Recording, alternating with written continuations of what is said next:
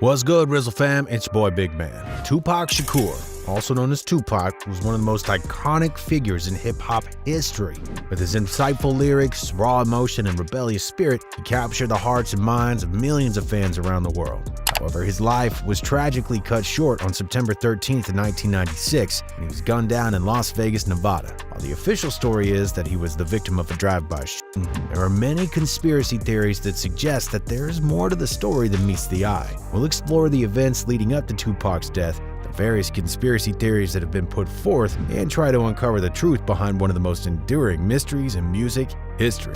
What happened before the incident? So what exactly led to Tupac's mysterious death, and what happened on the night before Tupac went into the hospital? On the night of September 7, 1996, Tupac attended the Mike Tyson and Bruce Shelton boxing match at the MGM Grand in Las Vegas. After the fight, Tupac and his entourage got into a physical altercation with the Crips gang member named Orlando Anderson in the lobby of the MGM Grand. The incident was captured on video by surveillance cameras, and Tupac and his associates were later interviewed by the police. The following night, Tupac attended a party hosted by Death Row Records founder Suge Knight at the Club 662 in Las Vegas. As they were leaving the club, Tupac and Suge Knight were driving in a BMW with Suge Knight behind the wheel and Pac was in the passenger seat. At around 11:15 p.m., a white Cadillac pulled up alongside their car and opened fire, hitting Tupac 4 times. Suge Knight was also injured in the shooting, suffering a minor head wound from a bullet fragment. Tupac was taken to the University Medical Center of Southern Nevada, where he underwent surgery and was put on life support. However, he was pronounced dead on September 13th, 1996, just 6 days after the shooting. After the shooting, Suge Knight drove the BMW to a nearby hotel, where he flagged down a police officer for help. The officer called for an ambulance, which arrived at the scene shortly after. However, instead of waiting for the ambulance, Suge decided to drive Tupac to the hospital himself, reportedly because he didn't want to wait for medical assistance to arrive. During the drive to the hospital, Suge Knight ran a number of red lights and was pulled over by the police at one point. However, when the police realized that Tupac was in the car, they allowed Suge to continue driving to the hospital. Once they arrived to the hospital, Tupac was rushed into surgery where doctors were attempting to save his life. And as we've already mentioned, 6 days after Tupac was shot, he was pronounced dead. However, a couple of things that happened at the hospital as well as after Tupac was already, quote, dead, don't add up to this very day.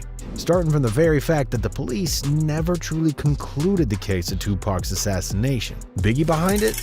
After the shooting of Tupac, the police launched an investigation to find the people responsible for the attack. However, during numerous interviews with witnesses and reviewing surveillance footage from the area, they weren't able to identify any suspects or make any arrests. One theory is why the police were unable to find the perpetrators is that the witnesses were either afraid to come forward or were uncooperative with the investigation.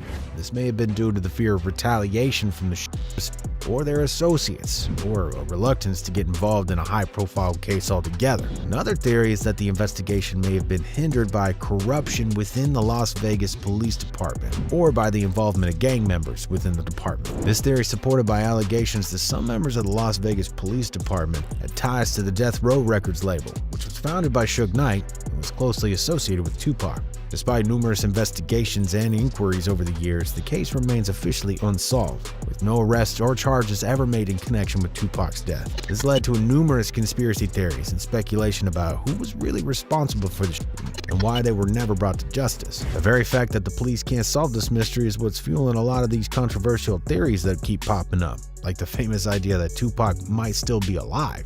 These theories have been fueled by a number of supposed sightings of the rapper over the years following his death, as well as various clues and hints in his music and lyrics that some believe suggest he faked his own death. Another theory suggests that Tupac is living in hiding in the United States, and that he faked his own death in order to escape the pressures of fame and the constant attention of the media and the public. These theories have been widely dismissed by law enforcement officials and experts who point out that there's no concrete evidence to support them, and that it's highly unlikely that someone as famous as Pac could successfully fake their own death and still remain in hiding for so long. However, some supporter of these theories point to comments made by Suge Knight in the days following Tupac's shooting as evidence that the rapper may still be alive. In an interview with the Los Angeles radio station just one day before Tupac's death, Knight suggested that the rapper was doing great and would be released from the hospital soon.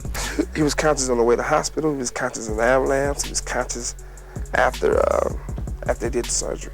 They left me. We was in, we was going in, we was on the thing, and was getting there. I was like, Pac, we the last one left. When we talking, this is how we talking. He said, I'm straight. I love you, homie. I'm gonna be straight. I love you too. Woo, woo. That's what it was. Some have interpreted this comment as a hint that Pac was never actually killed, and that Knight was part of a conspiracy to fake his death and help him escape. However, it's worth noting that Knight has since denied any involvement in such a conspiracy, and there's no concrete evidence to support this theory. In another interview that Suge Knight did, he left out an open ending, or in other words, he left the chance to Tupac still being alive in play. So people always want to know, is Pac dead? Is Pac alive? I'm the wrong motherfucker to ask.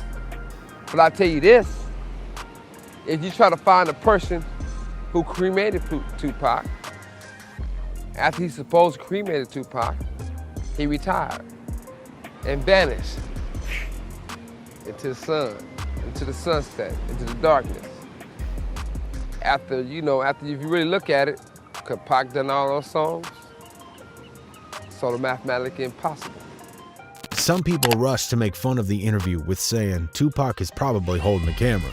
But then there were others who pointed out to the fact that Tupac had resources and the power necessary to actually pull strings, that everything was possible for him. People that was around Suge tell a different story. I'm not saying that he is lying, but somebody is. There was plenty of people in the East helping Pac. Tretch, Outlaw, mad people from NY. Speaking of people and speaking of Tretch, he actually played quite an important role when it comes to all the theories that emerged, claiming that Pac might actually still be alive. One of the most popular theories is that Tupac's living in Cuba, where he supposedly fled after his shooting. Supporters of this theory point to alleged sightings of the rapper in Cuba, as well as reports of him being spotted in other countries like New Zealand and Somalia. Tretch, whose real name is Anthony Chris, is an American rapper and actor who's a member of the hip-hop group Naughty by Nature.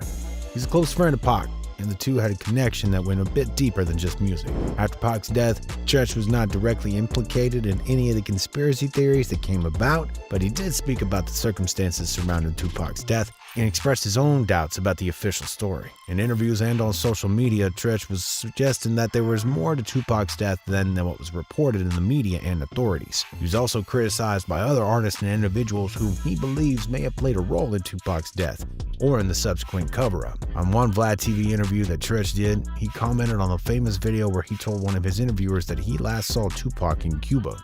One last question.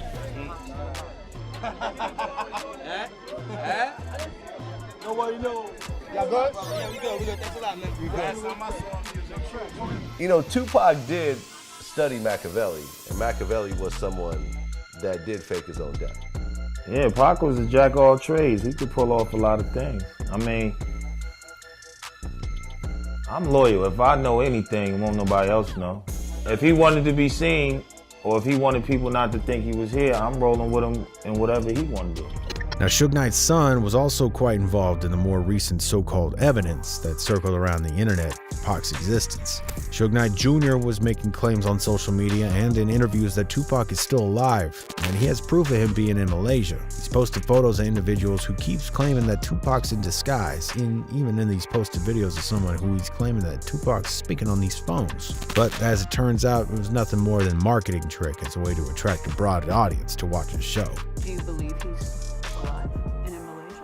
You just have to tune into the show for my answer. Oh, come on. I'm telling you, you just have to tune into the show for my answer. Like, I don't want to ruin it's an important message. However, these claims have been widely criticized and dismissed by many, including Tupac's close friends and family members. As you already know, there's no concrete evidence to support the theory that Tupac is still alive, and many experts and investigators have thoroughly examined the circumstances surrounding his death and have found no evidence for foul play or cover-up. At the end of the day, one thing's for sure, Pac's legacy continues to live on, regardless if the conspiracy theories surrounding his passing turn out to be true or not one day. People on the internet are convinced that all the stories that we hear about Tupac are probably going to stick around for a long, long time. Tupac's still the most talked about rapper 20 years after death. I'm 38 and I'm definitely sure that my grandkids will hear about Tupac and still listening to his music because he'll forever be talked about and live on as a legend he is. Love you, Pac. Thanks so much for watching to the very end. If you like this video, make sure to comment, like, and subscribe to our channel. And as always, remember to keep it RIZZLE Rizzle.